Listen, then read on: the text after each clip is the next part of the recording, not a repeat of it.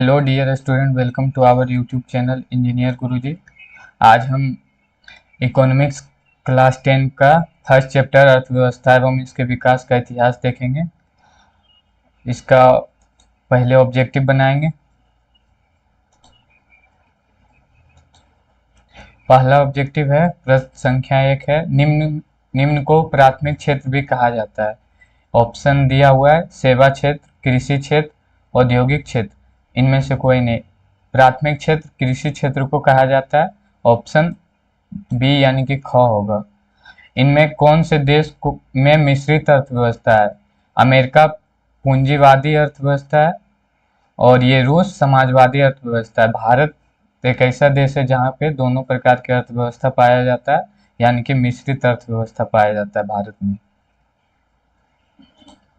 भारत में योजना आयोग का गठन कब किया गया? ऑप्शन ए है 15 मार्च 1950, ख है 15 सितंबर 1950, ग में है 15 अक्टूबर 1951, घ में इनमें से कोई नहीं। ऑप्शन क हो जाएगा 15 मार्च 1950। जिस जिला का राष्ट्रीय आय अधिक होता है वो देश कहलाता है। सॉरी, जिस देश का राष्ट्रीय आय अधिक होता है वो देश कहलाता है। जिस जिस देश का राष्ट्रीय आय अधिक होता है वो देश विकसित कहलाता है, और जिस देश का राष्ट्रीय आय कम होता है वो अविकसित कहलाता है, और जिसका मीडियम होता है वो अर्धविकसित कहलाता है। तो भारत हमारा, ये अमेरिका वगैरह ये सब देश जो है विकसित अर्थव्यवस्था है। इनमें से किसे पिछड़ा राज्य कहा जाता है? पिछड़ा राज्य इसमें से ऑप्शन क है पंजाब, ख केरल, ग बिहार और घ में है दिल्ली। तो इसमें ये ऑप्शन ग हो जाएगा बिहार। इसका होता है बीमारू स्टेट, यानी कि बीमारू, बी से बिहार, एम से मध्य प्रदेश, ए से आसाम, आर से राजस्थान, यू से उत्तर प्रदेश। ये सब 5 स्टेट जो है तो ये बीमारू स्टेट बोला जाता है, यानी कि पिछड़ा राज्य है। अब रिक्त स्थान देखेंगे। निम्नलिखित में से रिक्त स्थानों को भरे। पहला क्वेश्चन है, भारत अंग्रेजी शासन का एक क्या था? उपनिवेश था। जिस देश में कोई देश आके व्यापार करता है या फिर अपना शासन चलाता है उसका उस देश का उपनिवेश कहलाता है। प्रश्न संख्या 2 है, अंग्रेजों ने भारतीय अर्थव्यवस्था का क्या किया? अंग्रेजों ने भारतीय अर्थव्यवस्था का शोषण किया। अर्थव्यवस्था आजीविका अर्जन की एक प्रणाली है। अर्थव्यवस्था क्या? आजीविका अर्जन का प्रणाली है। इससे अर्थव्यवस्था में क्या होता है, हम लोग आजीविका यानी कि आय का अर्जन करते हैं, यानी कि कमाई करते हैं, प्रणाली है। और द्वितीयक क्षेत्र किसे कहा जाता है? द्वितीयक क्षेत्र को औद्योगिक क्षेत्र या फिर उद्योग क्षेत्र भी कहते हैं। प्राथमिक क्षेत्र हो जाता है कृषि क्षेत्र, और तृतीयक क्षेत्र होता है सर्विस हो गया, ये सब बैंक हो गया, ये सब क्या है, तृतीयक क्षेत्र है। आर्थिक विकास आवश्यक रूप से क्या है? आर्थिक विकास आवश्यक रूप से परिवर्तन की एक प्रक्रिया है। अगला प्रश्न है, भारत के आर्थिक विकास का श्रेय किसे दिया जाता? नियोजन को दिया जाता है। भारत का आर्थिक विकास का श्रेय नियोजन को दिया जाता है, प्लानिंग कमीशन को दिया जाता है। आर्थिक विकास की माप करने के लिए सबसे उचित सूचांक माना जाता है। आर्थिक विकास किस देश का बढ़िया है उसका सबसे उचित सूचांक है प्रति व्यक्ति आय। जिस देश का प्रति व्यक्ति आय ज्यादा होता है उस देश का आर्थिक स्थिति बढ़िया होता है, यानी कि आर्थिक विकास बढ़िया होता है। संसाधनों के मामले में धनी होते हुए भी बिहार की स्थिति क्या है? दयनीय है। बिहार क्या है? पूरा गरीब राज्य है, यानी कि बीमारू राज्य है। यहाँ पे संसाधन के धनी होते हुए भी क्या है, ये एक क्या बोल सकते हैं इसको, दयनीय स्थिति है यहाँ का। बिहार में जीवन का मुख्य आधार कृषि है। यहाँ पे कृषि होगा। बिहार में जीवन का मुख्य आधार कृषि है। और बिहार के विकास में सबसे बड़ा बाधक बाढ़ है और सुखाड़ भी है। तो सबसे ज्यादा बाढ़ है क्योंकि प्रति वर्ष बिहार में बाढ़ आते हैं और तबाही मचा के जाता है। अब है लघु उत्तरीय प्रश्न। इसमें है, पहला प्रश्न है, अर्थव्यवस्था किसे कहते हैं? अर्थव्यवस्था एक ऐसा ढांचा या तंत्र है जिसके अंतर्गत विभिन्न प्रकार की आर्थिक क्रियाएं संपादित की जाती है, जैसे कृषि, व्यापार, बैंकिंग, परिवहन, संचार आदि यदि दूसरों लोगों को रोजगार के अवसर प्रदान करती है। ये सब अर्थव्यवस्था के कारण ही क्या होता है, लोगों को रोजगार मिलता है ताकि वो अपनी आवश्यकताओं की पूर्ति कर सके और संतुष्टि कर सके, और संतुष्टि हेतु देश में उत्पादित वस्तुओं एवं सेवाओं का क्रय कर सके। जो देश में उत्पादित वस्तु हो रहा है उसका सेवाएं भी क्रय कर सके और वस्तु को भी क्रय कर सके। दूसरा प्रश्न है, आप इसका स्क्रीनशॉट लेके नोट्स बना सकते हैं। दूसरा प्रश्न है, मिश्रित अर्थव्यवस्था क्या है? मिश्रित अर्थव्यवस्था एक ऐसी अर्थव्यवस्था है जिसमें पूंजीवादी तथा समाजवादी अर्थव्यवस्था का मिश्रण होता है। मिश्रण अर्थव्यवस्था का वह अर्थव्यवस्था है जहां उत्पादन साधनों का स्वामित्व सरकार तथा निजी व्यक्तियों के पास होता है। यह अर्थव्यवस्था पूंजीवादी एवं समाजवादी का बीच का रास्ता होता है। पूंजीवादी अर्थव्यवस्था में क्या होता है, जो पूंजीपति वर्ग होता है उस वहां के संसाधनों पर हक उसका होता है यहाँ, और समाजवादी में पूरा समाज का हक रहता है। लेकिन मिश्रित अर्थव्यवस्था में क्या होता है, दोनों का होता है। यहाँ पे पूंजीवादी भी रह सकता है और समाजवादी अर्थव्यवस्था भी हो सकता है। इसमें मिश्रित अर्थव्यवस्था कहते हैं इसे। अब है सतत विकास। सतत विकास का शाब्दिक अर्थ है ऐसा विकास जो किसी की जारी रह सके। मतलब ऐसा विकास जो सतत, मतलब क्या होता है, कंटिन्यूअस, मतलब जो पहले से चलता आ रहा है वो आगे भी रहे, यानी कि टिकाऊ बना रहे। सतत विकास में न केवल वर्तमान पीढ़ी बल्कि भावी पीढ़ी के विकास को भी ध्यान में रखा जाता है। सतत विकास में क्या होता है, अगर कोई संसाधन है उसका उपयोग हम इस तरह से करें कि आने वाला पीढ़ी भी उसका उपयोग कर सके और वो विकास का फायदा उठा सके, उसको कहते हैं सतत विकास। वुडलैंड आयोग ने सतत विकास के बारे में बताया, विकास की वह प्रक्रिया जिसमें वर्तमान की आवश्यकताएं बिना भावी पीढ़ी की क्षमता योग्यता को समझौता किए पूरी की जाती है। इसमें क्या होता है, सतत विकास में ये आगे के जो भावी पीढ़ी है, मतलब आने वाली पीढ़ी, हम लोग के जो आने वाली पीढ़ी है उसको बिना समझौता किए, उसका योग्यता को बिना समझौता किए आगे वाली पीढ़ी तक पहुंचाया जा सकता है, उसी को सतत विकास कहते हैं। ये बहुत इंपॉर्टेंट क्वेश्चन है, प्रीवियस ईयर में आ चुका है। आर्थिक नियोजन क्या है? आर्थिक नियोजन का अर्थ है एक संबद्ध कार्यक्रम के अंतर्गत पूर्व निर्धारित सामाजिक एवं आर्थिक उद्देश्यों की प्राप्ति के लिए अर्थव्यवस्था में उपलब्ध संसाधनों का नियोजित समन्वय उपयोग करना। जैसे कुछ काम वगैरह होता है, घर में भी कुछ प्रोग्राम वगैरह होता है, उससे पहले क्या होता है, लोग प्लानिंग करता है, यानी कि नियोजन करता है। क्या मतलब कहाँ पे कितना खर्च करना है, क्या क्या वस्तुएं खरीदना है, कहाँ पे क्या चीज का उपयोग करना है, ये क्या पहले प्लान किया जाता है तो पर भी कोई कार्य संपन्न किया जाता है। उसी प्रकार देश के विकास के लिए पहले आर्थिक नियोजन किया जाता है। आर्थिक नियोजन योजना आयोग का एक परिभाषित किया है। आर्थिक नियोजन का अर्थ है राष्ट्र की प्राथमिकताओं के अनुसार देश के संसाधनों का विकासात्मक क्रिया में प्रयोग करना है। राष्ट्र को प्राथमिकता देते हुए अनुसार देश के संसाधनों को विकासात्मक क्रिया में प्रयोग करना है। पांचवा प्रश्न है, आप प्रत्येक स्लाइड का स्क्रीनशॉट लेके अपना नोट्स बना सकते हैं। पांचवा प्रश्न है, मानव विकास रिपोर्ट यानी कि ह्यूमन डेवलपमेंट एचडीआर। एचडीआर क्या है? मानव विकास रिपोर्ट एचडीआर में विभिन्न देशों की तुलना में लोगों का शैक्षिक स्तर देखा जाता है, उनका स्वास्थ्य स्थिति देखा जाता है एवं प्रति व्यक्ति आय शामिल होता है। जब भी हम एचडीआर निकालेंगे वहां पे क्या होगा, वहां के लोग का शैक्षिक स्तर देखा जाएगा, वहां का लोग का स्वास्थ्य देखा जाएगा, वहां के लोग को प्रति व्यक्ति आय देखा जाएगा। तो तीनों को मिला के क्या होता है, एचडीआर निकाला जाता है, यानी कि ह्यूमन डेवलपमेंट रिपोर्ट निकाला जाता है। अब है आधारित संरचनाओं इंफ्रास्ट्रक्चर पर प्रकाश डाले। आधारित संरचना का मतलब है उन सुविधाओं तथा सेवाओं से जो देश के विकास के लिए सहायक होते हैं। जो भी सुविधा या तथा सेवा जो देश के विकास में सहायक होता है उसको आधारिक संरचना कहते हैं। जैसे बिजली हो गया, परिवहन, संचार, बैंकिंग, स्कूल, कॉलेज, अस्पताल आदि देश के विकास के आधार है। ये सब अगर देश का नहीं रहेगा तो वो देश विकास नहीं करेगा। बिजली होना जरूरी है, परिवहन होना जरूरी है, और संचार, बैंकिंग, स्कूल, कॉलेज ये सब होना जरूरी है। ये सब क्या बेसिक जरूरत है कोई भी जनता का, यानी कि देश में रह रहे लोगों का जरूरत है, आधारिक जरूरत है।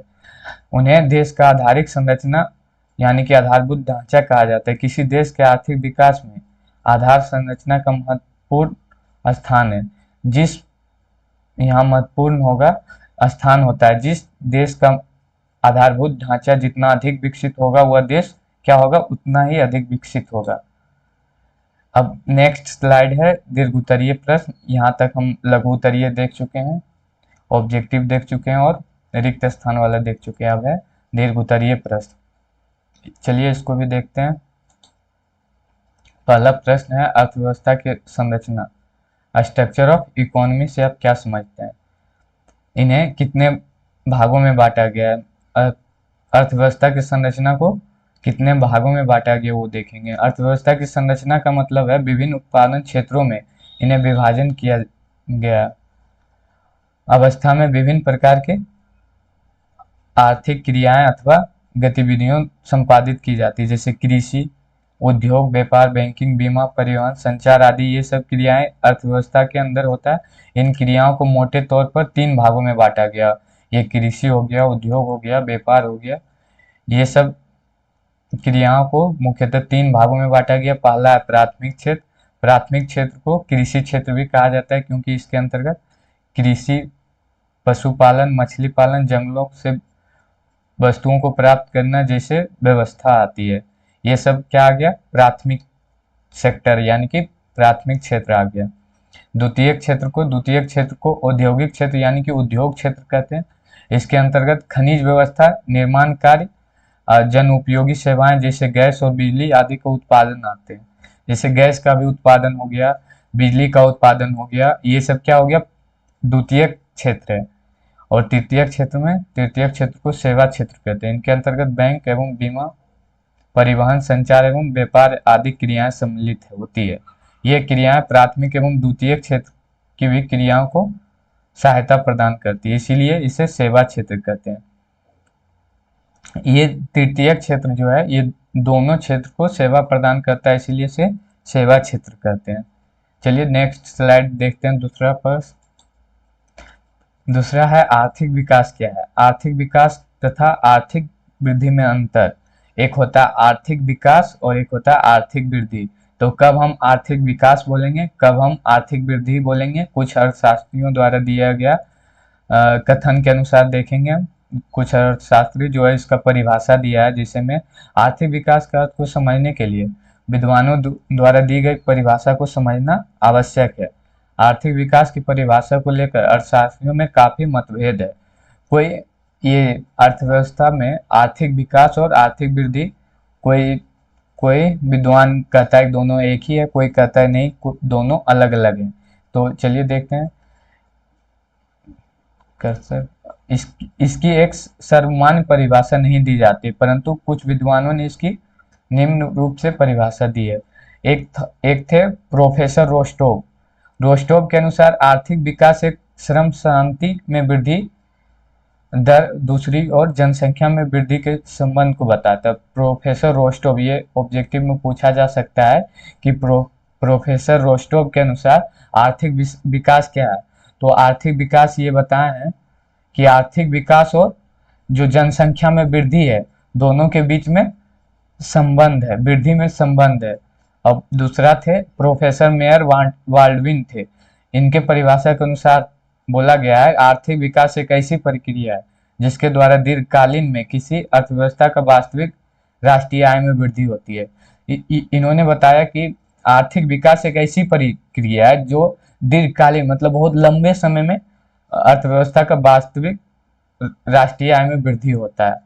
और अतः उपयुक्त परिभाषा का अध्ययन करने के बाद यह स्पष्ट होता है कि आर्थिक विकास आवश्यक रूप से परिवर्तन की प्रक्रिया है। मतलब ये जो प्रोफेसर रोस्टोव है जो बोले हैं और मेयर एवं वाल्डविन जो है, ये दोनों के कथन के अनुसार ये बात पता चलता है कि जो अर्थव्यवस्था का विकास है ये लंबी प्रक्रिया है और इसमें क्या है, आर्थिक विकास का एक परिवर्तन की प्रक्रिया। मतलब आर्थिक विकास क्या है, परिवर्तन के कारण होता है। इससे अर्थव्यवस्था के ढांचे में परिवर्तन होते हैं और इसके चलते प्रति व्यक्ति वास्तव आय बदलती है तथा आर्थिक विकास के निर्धारक निरंतर बदलते रहते हैं। और क्या होता है इसके, आर्थिक प्रति व्यक्ति आय, वास्तविक आय बदलती है तो आर्थिक विकास के निर्धारण भी बदलते चला जाता है। जिस देश का प्रति व्यक्ति आय अधिक रहेगा वो देश अधिक विकसित रहेगा, और जिस देश का प्रति व्यक्ति आय कम रहेगा वो देश कम विकसित रहेगा। ये हम पहले भी बता चुके हैं। अंतर, आर्थिक विकास एवं आर्थिक वृद्धि में कोई अंतर नहीं माना जाता है। दोनों शब्दों में एक दूसरे से शब्द का प्रयोग किया जाता है, लेकिन इधर अर्थशास्त्रियों ने दोनों के बीच अंतर किए जाने लगा। मतलब दोनों शब्द प्रयोग कर सकते, लेकिन इधर से क्या होने लगा है, दोनों शब्दों के बीच अर्थशास्त्रियों के द्वारा अंतर दिया जाने लगा है, अंतर किया जाने लगा है। तो एक थे Shrimati Ursula Hicks. Ursula Hicks के अनुसार वृद्धि शब्द का प्रयोग आर्थिक दृष्टि से विकसित देशों में किया जाता है। मतलब वृद्धि उस देश को हम कहेंगे, उस देश के अर्थव्यवस्था को वृद्धि कहेंगे जो देश पूरा विकास कर चुका है, यानी कि डेवलप्ड हो चुका है। जबकि विकास का शब्द जो है प्रयोग अविकसित अर्थव्यवस्था में किया जाता है। मतलब जो देश अभी विकास कर रहा है यानी कि डेवलपिंग कंट्री है, उसके अर्थव्यवस्था के विकास के लिए हम अर्थव्यवस्था का विकास बोलेंगे। और डॉक्टर ब्राइट सिंह जो है, एक इन्होंने लिखा ग्रोथ शब्द का विकास के लिए प्रयोग किया जा सकता है। इसी तरह एक मेडिसन है नामक एक अर्थशास्त्री ने बताया कि धनी देशों की आय बहुत बढ़ता हुआ स्तर आर्थिक वृद्धि यानी कि इकोनॉमिक ग्रोथ का सूचक होता है। अगर कोई देश का आय बढ़ता हुआ दिखा रहा है तो वो क्या है, इकोनॉमिक ग्रोथ को दिखाएगा, सूचक होता है। जबकि निर्धन देशों के आय बढ़ता हुआ स्तर आर्थिक डेवलपमेंट को दिखाता है, यानी कि इकोनॉमिक डेवलपमेंट का सूचक होता है। वास्तव में उपर्युक्त परिभाषा का अध्ययन करने से यह स्पष्ट होता है कि आर्थिक विकास, आर्थिक वृद्धि दोनों आर्थिक प्रगति के सूचक है। मतलब दोनों क्या है, जब आर्थिक स्थिति बढ़ता है तो क्या होता है, एक दोनों मतलब कि आर्थिक प्रगति का ही सूचक है। एक थोड़ा डेवलप कंट्री के लिए, जो डेवलप कर चुका है उसके लिए वृद्धि यूज करेंगे, और जो अभी डेवलपिंग है उसके लिए हम लोग जो डेवलपिंग है उसके लिए हम आर्थिक विकास यूज करेंगे। तीसरा प्रश्न है, आर्थिक विकास के माप के कुछ सूचांकों के द्वारा करें। मतलब किस किस सूचांक के द्वारा हम जानेंगे कि आर्थिक विकास हुआ है। यानी कि पहला है आर्थिक विकास सूचांक, हम निम्नलिखित सूचांकों द्वारा कर सकते हैं, माप कर सकते हैं। राष्ट्रीय आय, नेशनल इनकम, इंग्लिश में क्या कहते हैं, नेशनल इनकम। राष्ट्रीय आय को आर्थिक विकास का एक प्रमुख सूचक माना जाता है। जिस देश का राष्ट्रीय आय अधिक होगा वो देश अधिक विकसित होगा, इसलिए ये प्रमुख सूचक यही है कि अगर देश का राष्ट्रीय आय अच्छा है तो वो देश फिक्स है कि वो विकास करेगा। किसी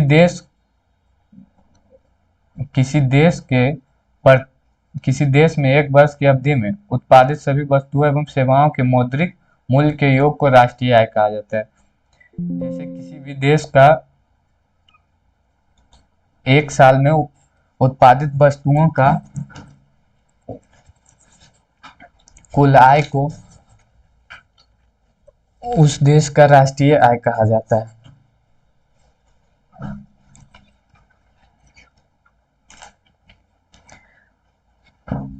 सामान्य तौर पर जिस देश का राष्ट्रीय आय अधिक होता है वह देश अधिक विकसित कहलाता है, जिस देश का राष्ट्रीय आय कम होता है वह देश कम विकसित कहलाता है।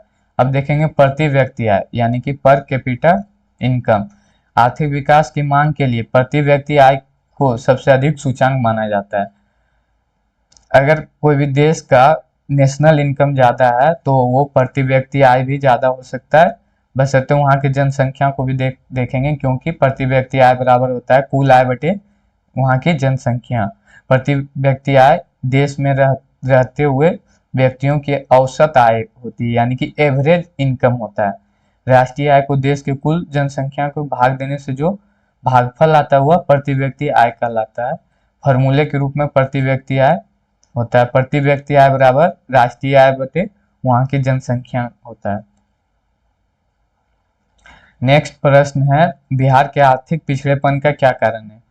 बिहार के पिछड़ेपन को दूर करने का कुछ उपाय बतावे। मतलब बिहार में जो आर्थिक पिछड़ापन है, बिहार में जो पिछड़ापन है उसको दूर करने का क्या कारण है और उसको कैसे दूर किया जा सकता है। उसका उत्तर देखेंगे। बिहार के आर्थिक पिछड़ेपन के निम्नलिखित कारण है। कृषि पर निर्भरता की आर्थिक व्यवस्था पूरी तरह कृषि पर आधारित है। यहाँ की अधिकांश जनता कृषि पर निर्भर है, लेकिन हमारे यहाँ कृषि की भूमि हालत ठीक नहीं है और हमारी कृषि काफी पिछड़ी हुई है। इसके चलते उपज कम होती है। यहाँ लोग तो कृषि पर निर्भर है, लेकिन क्या है यहाँ पे यहाँ अच्छी अच्छी फसल नहीं होती, इसके कारण हमारी उपज कम होती है और इससे हम कृषि में भी पीछे हो जाते हैं। अब औद्योगिक पिछड़ापन, किसी भी देश और राज्य के लिए उद्योगों का विकास होना जरूरी है, लेकिन बिहार में औद्योगिक विकास कुछ दिखता नहीं है। यहाँ पे कोई फैक्ट्री वगैरह नहीं है। यहाँ के मजदूर दूसरे राज्यों में जाते हैं अपना गुजर बसर चलाने के लिए। यहाँ के सभी खाने जो है क्षेत्र, बड़े उद्योग, प्रतिष्ठित अभियांत्रिक संस्थाएं सभी झारखंड में चले गए। हम जानते हैं कि झारखंड बिहार का ही एक हिस्सा था जो कि अलग होके एक अलग स्टेट बन गया, और सारा जो उद्योग था, खान था, वो सारा कहाँ चला गया? झारखंड में चला गया, जिसके कारण बिहार में कोई भी उद्योग नहीं बचा, यानी कि नगण्य हो गया। उद्योगों इकाइयों की संख्या नगण्य हो गया, मतलब सारा उद्योग झारखंड में चला गया। बाढ़ तथा सूखे से क्षति, बिहार के खास नेपाल जल से बाढ़ आती है। बिहार में एक तरफ तो दक्षिणी बिहार में सूखा पड़ जाता है और उत्तरी बिहार में बाढ़ आ जाता है नेपाल का जो जल स्तर बढ़ने से। हर साल यहाँ हर साल कम या अधिक बाढ़ का आना बिहार में तय है। ठीक है, हर साल बिहार में बाढ़ आना तय। पिछले साल 2008 में कोसी बाढ़ का महाप्रलय हमारे सामने आया। मतलब 2008 में जो कोसी नदी में बाढ़ आया था, उसके कारण तो उत्तरी बिहार में बहुत जानमाल की क्षति हुई। और 2009 में भी नेपाल से आए जल से बागमती नदी है जो नेपाल से बिहार में आती है, उसमें भी बाढ़ देखने को मिला। इसके आसपास के इलाके सीतामढ़ी हो गया, दरभंगा, मधुबनी आदि जगहों पर फसल की काफी बर्बादी हुई। इसी तरह सूखे की मार दक्षिणी बिहार को झेलना पड़ता है। एक तरफ तो बिहार क्या होता है, बाढ़ से डूब जाता है, और एक तरफ बिहार क्या होता है, सूखे की मार झेल रहा है। जैसे दक्षिणी बिहार में पूरा सूखा पड़ जाता है। इससे हमारे किसानों को अकाल जैसी स्थिति का सामना करना पड़ता है। इस तरह बिहार बाढ़ तथा सूखे के चपेट में एक साथ रहता है। बिहार क्या होता है, एक ही साथ दोनों आपदा को झेलती है, एक तरफ सुखाड़ को, एक तरफ बाढ़ को। आधारिक संरचना का अभाव, किसी भी देश या राज्य के लिए आधारिक संरचना होना जरूरी है, लेकिन बिहार के मामले में पीछे है। राज्य में सड़क, बिजली एवं सिंचाई का अभाव है। साथ ही शिक्षा, स्वास्थ्य सुविधाएं कम है, वजह से बिहार में पिछड़ेपन की स्थिति कायम है। बिहार एक ऐसा राज्य है जहां गरीबी का भार काफी अधिक है। राज्य में प्रति व्यक्ति आय राष्ट्रीय औसत से आधे से कम है। इसके चलते बिहार क्या है, पिछड़ा है। और इसका कुछ आंसर नेक्स्ट स्लाइड में वो भी देखते हैं। 6 पॉइंट है, खराब विधि व्यवस्था से भी देश का राज्य के लिए शांति तथा सुव्यवस्था जरूरी होती है। लेकिन बिहार में वर्षों तक कानून व्यवस्था कमजोर स्थिति में थी, जिसके चलते नागरिक शांतिपूर्वक उद्योग नहीं चला पा रहे थे। इस तरह खराब विधि व्यवस्था से बिहार के पिछड़ेपन का एक महत्वपूर्ण कारण बन गया। पिछले दिनों हम लोग देखते थे कि बिहार का जो शासन व्यवस्था था बहुत खराब था, बहुत दयनीय था, जिसके कारण बहुत बड़ा जो पूंजीपति लोग हैं अपना यहाँ पे कारखाना वगैरह लगाने से डरते थे। इसके कारण क्या है, बिहार में कारखाना या फिर कोई फैक्ट्री उद्योग नहीं है। 7 पॉइंट है, तेजी से बढ़ती हुई जनसंख्या बिहार की काफी 7 पॉइंट है, तेजी से बढ़ती हुई जनसंख्या। बिहार में जनसंख्या भी काफी तेजी से बढ़ रहा है। इसके चलते बिहार विकास के लिए साधन कम हो जाते हैं। अधिकांश साधन जनसंख्या के कारण पोषण में चला जाता है। यहाँ पे जनसंख्या ज्यादा होता है तो साधन की कमी पड़ जाता है। और 8 पॉइंट है, कुशल प्रशासन का अभाव। यहाँ पे कुशल प्रशासन ने बिहार की प्रशासनिक स्थिति ऐसी हो गई जिससे पारदर्शिता का अभाव है। इसके कारण अन्य दिन भ्रष्टाचार अनेक उदाहरण सामने आते हैं। बिहार के पिछड़ेपन को दूर करने का उपाय अब देखेंगे। यहाँ तक था, ये सब कारण था जो कि बिहार का पिछड़ेपन का कारण है। अब हम इसको दूर कैसे कर सकते हैं? बिहार में पिछड़ेपन को दूर करने के लिए निम्नलिखित उपाय किए जा सकते हैं। क्या क्या उपाय है और वो आगे चल के हम लोग को करना है ताकि बिहार आगे बढ़े, देश आगे बढ़े। कृषि का तेजी से विकास, पहले क्या करेंगे, कृषि को तेजी से विकास करेंगे, क्योंकि बिहार क्या है, बिहार का कृषि जीवन का आधार है। बिहार में कृषि क्या है, जीवन का आधार है। अतः कृषि में नए यंत्रों का प्रयोग करेंगे, उत्तम खाद डालेंगे, उत्तम बीज का प्रयोग करेंगे ताकि उपज में भी वृद्धि ला जा सके। और इस तरह कृषि का तेजी से विकास का, बिहार का आर्थिक विकास किया जा सकता है। मतलब कृषि का विकास करके हम लोग क्या कर सकते हैं, बिहार का विकास कर सकते हैं, क्योंकि बिहार का जो अर्थव्यवस्था है, जीवन का आधार ही है, कृषि है। तो कृषि का अगर हम विकास करते हैं अच्छी गुणवत्ता वाला बीज डाल के, खाद डाल के, तो उसकी उपज में वृद्धि होगी और उसके साथ साथ उसका कृषि में भी वृद्धि होगी।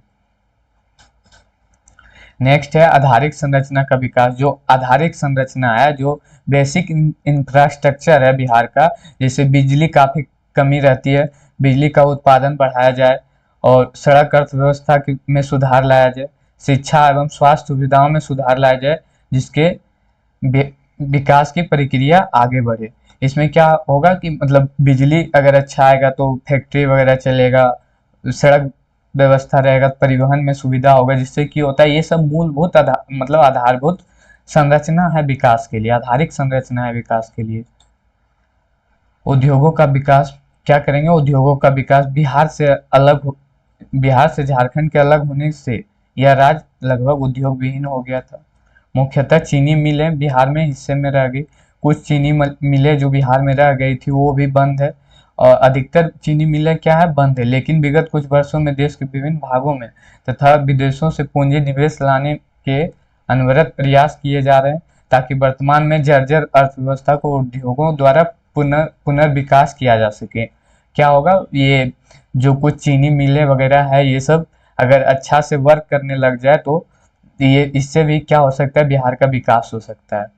और तीसरा, ये नेक्स्ट पॉइंट है जनसंख्या नियंत्रण। राज्य में क्या है, तेजी से जनसंख्या बढ़ रहा है, इस पर रोक लगाया जाए, परिवार नियोजन कार्यक्रमों को लागू किया जाए, परिवार नियोजन करना चाहिए जिसके कारण क्या हो, जनसंख्या में नियंत्रण हो। इसके लिए राज्य की जनता एवं खास करके महिलाओं में शिक्षा का प्रचार किया जाना चाहिए। अगर देश के जनसंख्या पर नियंत्रण करना है ना, तो महिला को शिक्षित होना जरूरी है। महिला अगर शिक्षित है तो खुद ब खुद जनसंख्या नियंत्रण हो जाएगा। और नेक्स्ट है बाढ़ नियंत्रण। बिहार के विकास के लिए बाढ़ एक बहुत बड़ी बाधा है। उसके लिए हम क्या करेंगे, बाढ़ जो हर साल प्रत्येक वर्ष आकर बिहार के अर्थव्यवस्था को नुकसान पहुंचाता है, कृषि को नुकसान पहुंचाता है, वो इस प्रकार की बाधा को हम दूर करने का प्रयास करेंगे। फसल का बहुत बड़ा भाग बाढ़ में चले जाते हैं और बर्बाद हो जाते हैं, जान माल की काफी क्षति होती है। बाढ़ के नियंत्रण के लिए नेपाल सरकार से बात करके उचित कदम उठाना चाहिए और वहाँ क्या करना चाहिए, डेम बना के क्या करना चाहिए, बाढ़ के पानी को कंट्रोल किया जाना चाहिए। बिहार का एक हिस्सा सूखे की चपेट में रहता है, इसके लिए सिंचाई के लिए पर्याप्त व्यवस्था किया जाना चाहिए। जैसे उत्तरी बिहार में क्या है, बाढ़ आ जाता है, उसके लिए हम बाढ़ के लिए नियंत्रण करना चाहिए, ये डैम बनाना चाहिए।